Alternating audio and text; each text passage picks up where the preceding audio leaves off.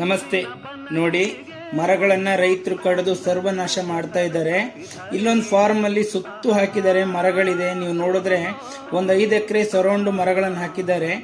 ಏನಿಲ್ಲ ಅಂದ್ರೂ ಒಂದು 1000 ಮೇಲೆ ಮರಗಳಿದಾವೆ. ಒಂದು 5 ಎಕರೆ ಕಾಂಪೌಂಡಿಗೆ ನಾನು ಹೇಳ್ತಾ ಇರೋದು.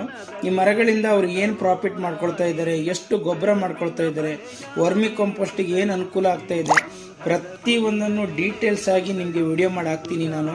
ಇದರಿಂದ ಭಾಳ ಬೆನಿಫಿಟ್ ಇದೆ. ಮರಗಳನ್ನು ಕಡಿಬೇಡಿ ದಯವಿಟ್ಟು. ಮರಗಳನ್ನು ಸಂರಕ್ಷಣೆ ಮಾಡಿ. ಇವರು ಬರೀ ಪ್ರೋನಿಂಗ್ ಮಾಡಿದ್ದಾರೆ, ಮರಗಳನ್ನು ರಕ್ಷಣೆ ಮಾಡ್ತಾ ಇದ್ದಾರೆ. ತುಂಬ ಮರಗಳನ್ನು ಹಾಕಿದ್ದಾರೆ.